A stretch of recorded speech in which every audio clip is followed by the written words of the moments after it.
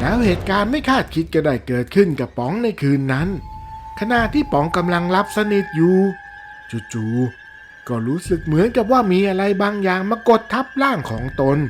แต่ไม่ว่าจะดิ้นรนยังไงก็ไม่สามารถที่จะขยับเขยื้อนร่างกายได้อุ๊บอะอึดอัดนี่มันผีอำป๋องได้แต่อุทานขึ้นมาในใจเขาพยายามที่จะบังคับให้ร่างกายเคลื่อนไหวแต่เหมือนกับแขนขาไม่ยอมฟังคำสั่งแล้วกับเป็นอัมพาตไปชั่วขณะใช่แล้วสวดมนต์ต้องสวดมนต์นะโมตัสสะภะคะวะโตอะระหะโตสัมมาสัมพุทธัสสะแต่เพียงแค่บทสวดมนต์ง่ายๆธรรมดานี้กลับทำให้ป๋องรู้สึกตัวขึ้นมาได้อย่างน่าอัศจรรย์แขนขาเริ่มที่จะมีแรงขึ้นจึงพยายามเปิดตาออกดูว่ามีสิ่งใดกันแน่ที่ทับร่างของตนเองอยู่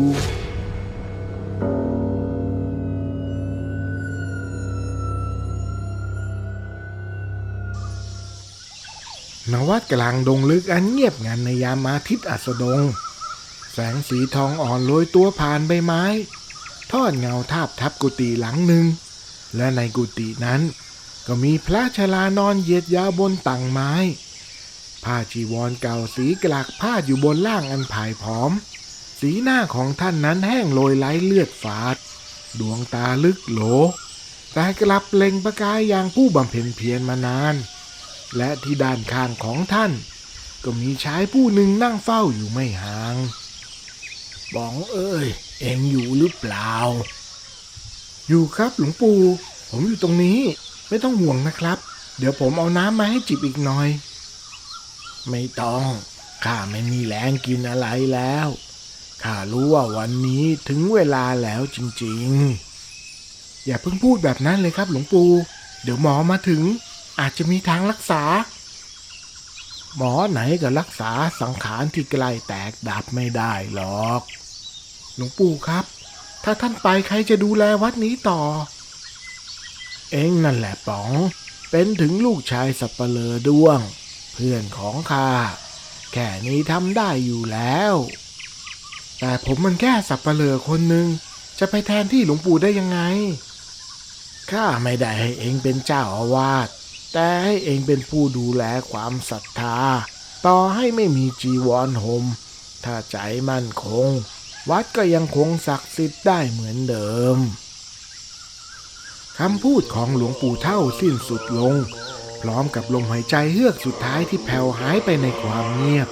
น้ำตาแห่งความอาลัยรักไหลอาบแก้มของป๋องอย่างไม่อาจกลั้นได้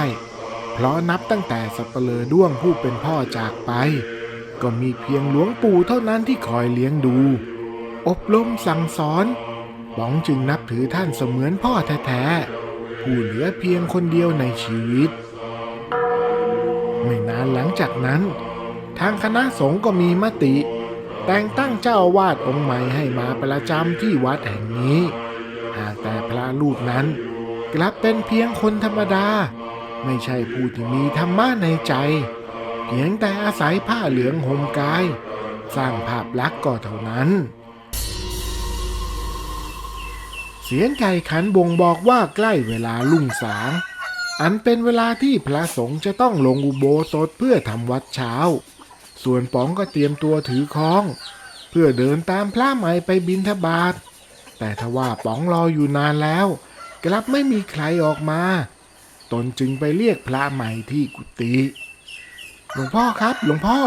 ได้เวลาทำวัดเช้าแล้วครับเดี๋ยวจะไม่ทันชาวบ้านเข้ามารอใส่บาตร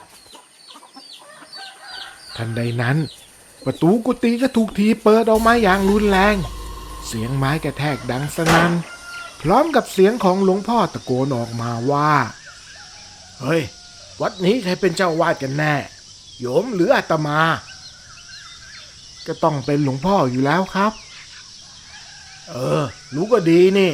ดังนั้นเป็นสัปเหร่อก็ทำหน้าที่ของสัปเหร่อไปต่างคนต่างอยู่อย่ามาก้าวก่ายกันแล้วประตูก็ถูกปิดลงด้วยเสียงกระแทกอันดังไม่ต่างจากตอนเปิดออกมาป๋องได้แต่สายหน้าและเอื้อมละอากับพฤติกรรมเช่นนี้ คิดถึงหลวงปู่จริงๆถ้าดวงวิญญาณของหลวงปู่ยังไม่ไปไหนขอโปรดมาช่วยชี้ทางสว่างให้ผมด้วยเถิดป๋องได้แต่ลำพึงในใจแต่ก็ทำอะไรไม่ได้นอกจากยืนมองเงาแห่งวัดที่เริ่มเปลี่ยนแปลงไปทีละน้อยพร้อมกับความศรัทธาที่เริ่มสั่นคลอนในหัวใจของชาวบ้านแล้วเหตุการณ์ไม่คาดคิดก็ได้เกิดขึ้นกับป๋องในคืนนั้นขณะที่ป๋องกำลังหลับสนิทอยู่จู่ๆก็รู้สึกเหมือนกับว่ามีอะไรบางอย่างมากดทับร่างของตนแต่ไม่ว่าจะดิ้นรนยังไงก็ไม่สามารถที่จะขยับเขยื้อนร่างกายได้อุ๊บอึดอัดนี่มันผีอำป๋องได้แต่อุทานขึ้นมาในใจเขาพยายามที่จะบังคับให้ร่างกายเคลื่อนไหวแต่เหมือนกับแขนขาไม่ยอมฟังคำสั่งแล้วกับเป็นอัมพาตไปชั่วขณะใช่แล้วสวดมนต์ต้องสวดมนต์นะโมตัสสะภะคะวะโตอะระหะโตสัมมาสัมพุทธัสสะแต่เพียงแค่บทสวดมนต์ง่ายๆธรรมดานี้กลับทำให้ป๋องรู้สึกตัวขึ้นมาได้อย่างน่าอัศจรรย์แขนขาเริ่มที่จะมีแรงขึ้นจึงพยายามเปิดตาออกดูว่ามีสิ่งใดกันแน่ที่ทับร่างของตนเองอยู่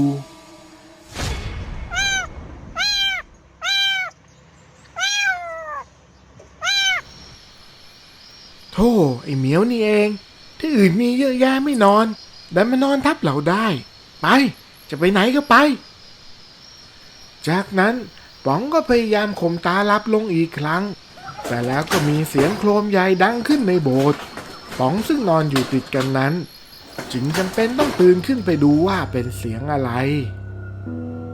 ไอ้เหมียวอีกแน่ๆไม่ได้หลับไม่ได้นอนกันพอดีภายในโบสถ์อันเงียบงันมีเพียงแสงเทียนจากท่านบูชา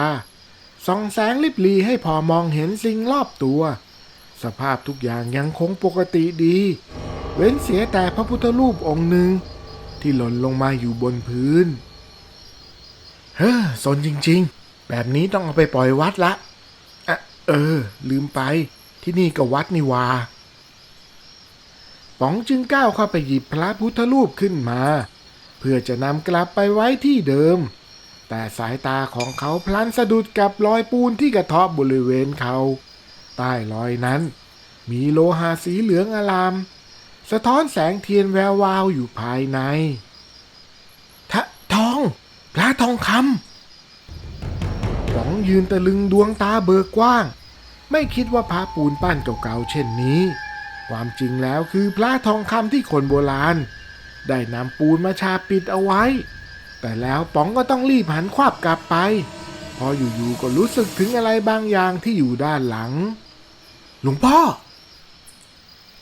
ดึกเดินออกมาทำอะไรหรือโยมแล้วนั่นโยมอุ้มพระเอาไว้ทำไมพอดีแบงมันซนพระเลยตกลงมานะครับหลวงพ่อผมนอนอยู่ห้องใกล้ๆก็เลยออกมาดูตอนนี้กำลังจะเอาไปวางไว้ที่เดิมครับหลวงพ่อจ้องพระพุทธรูปในมือของป๋องด้วยแววตาเป็นประกายวาววับ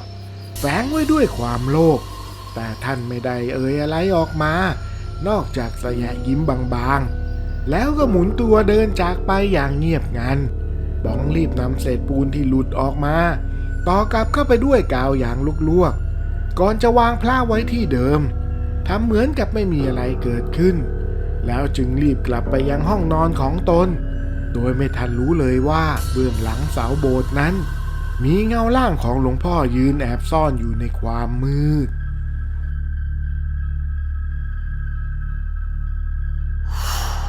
เช้าวันรุ่งขึ้นแสงแดดอ่อนยังไม่ทันลอดผ่านยอดไม้หลวงพ่อก็มานั่งอยู่กลางโบสถ์แล้วซึ่งผิดวิสัยที่ปกติมักจะนอนตื่นสายและข้างๆหลวงพ่อนั้นก็มีชายแปลกหน้าคนหนึ่งในชุดดูภูมิฐานนั่งอยู่ด้วยและด้านหน้าของทั้งสองคนก็มีพระพุทธรูปปูนเก่านั้นตั้งอยู่ป๋องพระองค์นี้ไม่ใช่ของธรรมดาเซียนพระท่านดูแล้วว่าแท้แน่นอนท่านจะเช่าไปในราคา2 ล้านบาท เราจะได้เอาเงินมาบูรณะวัดกันหลวงพ่อพูดด้วยน้ำเสียงราบเรียบแต่สายตากลับเต็มไปด้วยความโลภซึ่งแน่นอนอยู่แล้วไม่ว่าจะหัวได้ตีนขาดยังไงป๋องก็จะไม่ยอมแน่นอนไม่ได้หรอกหลวงพ่อพระนี้เป็นพระเก่าแก่ของวัดเป็นสมบัติที่สืบทอดกันมานานไม่ใช่ของส่วนตัวของท่านที่จะเอาไปขายให้ใครก็ได้ใจเย็นๆนะพ่อหนุ่มเดี๋ยวฉันหาของเรียนแบบมาไว้ให้แทนล้าเชียงแสนสิงห์หนึ่งพิมพ์นี้มีเต็มตลาดไปหมดสู้ให้หลวงพ่อท่านหาเงินเข้าวัดไม่ดีกว่าเหรอดูสิหลังคาโบสถ์ก็รั่วฝนตกทีคงต้องเอาน้ำมาลองจะเอาเงินที่ได้ไปซ่อมหรือว่าไปสร้างโบสถ์ใหม่อีกหลังยังได้เลยมั้ง ท่านเซียนไม่ต้องไปสนใจมันหรอกมันก็แค่สัปเหร่อวัดไม่มีสิทธิ์อะไรมาสั่งเจ้าอาวาสอย่างอาตมาได้ไม่รู้ว่ามันจะโง่ไปถึงไหนแทนที่จะเอาเงินมาก่อประโยชน์กลับเลือกที่จะเอาพระราคา2 ล้านไปตั้งไว้เฉยๆคิดหรือว่าพระบูชาจะลุกขึ้นมาช่วยซ่อมโบสถ์ได้เองนะ ป๋องไม่สนใจคำพูดดูแคลนเหล่านั้นจึงตัดสินใจเดินเข้าไปจะหยิบพระกลับคืนแต่ทันใดนั้นเสียนพระก็ชักปืนออกมาจากเอวอย่างรวดเร็วเฮ้ยไอ้หนุ่มดิวนี้มันจบไปแล้วหลวงพ่อท่านรับเงินไปแล้วเอ็งอย่ามายุ่งจะดีกว่าถ้ายังไม่อยากกินข้าวผ่านทูบแล้วก็นะป๋องหยุดนิ่งอยู่กับที่มองปลายกระบอกปืนตรงหน้าด้วยแววตาสงบนิ่งความตายไม่ใช่สิ่งที่เขาหวาดกลัวอีกต่อไปเพราะตลอดชีวิตในวัดเขาเฝ้ามองร่างไร้วิญญาณที่ถูกนำมาฌาปนกิจซ้ำแล้วซ้ำเล่าจนรู้สึกชินชาแต่สิ่งที่เขาไม่อาจยอมรับได้ก็คือการปล่อยให้ความถูกต้องพ่ายแพ้ต่อความโลภหากเขายอมในวันนี้เขาก็จะไม่เหลือสิ่งใดไว้ให้ปกป้องอีกต่อไปจะดีกว่าหรือไม่ถ้ายอมตายเพื่อรักษาคุณธรรมในหัวใจไว้ให้มันกูไม่กลัวหรอกถ้าอยากมีคดีฆ่าคนตายติดตัวก็ยิงมาได้เลยทุยปากดีนักนะมึงสัปเหร่อจนวัดบ้านนอกอย่างมึงใครเขานับเป็นคนกันวะตายซะเถอะเสียนพระสะทบเสียงดังแล้วก็ตัดสินใจเหนี่ยวไกเสียงปืนดังก้องโบสถ์แต่ทว่าลูกกระสุนที่พุ่งเข้าไปหาป๋องนั้นกลับเหมือนกับมีพลังอำนาจบางอย่างดันให้ลูกกระสุนนั้นฉลับไปถูกหลวงพ่อที่ยืนอยู่ใกล้ๆเข้าที่บริเวณชายโครงเต็มๆหลวงพ่อสะดุ้งเฮือกเลือดไหลซึมจากจีวรเขาสุดลงกับพื้นอย่างช้าๆโดยเสียงหอบหายใจแผ่วดังเฮ้ยละหลวงพ่อฉันไม่ได้ตั้งใจลูกปืนมันฉลับไปเองมึงยิงกูทำไมเซียนพระตกใจทำอะไรไม่ถูกจึงรีบโยนปืนทิ้งไปในตอนนี้เองหลวงพ่อที่ใกล้จะหมดสติกลับหยิบปืนนั้นขึ้นมาจ่อไปที่เซียนพระพร้อมกับลั่นไกออกไปเช่นเดียวกันกระสุนพุ่งตรงเข้าใส่ร่างของเซียนพระที่แม้จะมีพระเครื่องยอดพุทธคุณแขวนอยู่ก็ไม่สามารถช่วยให้รอดจากกระสุนมรณะนี้ไปได้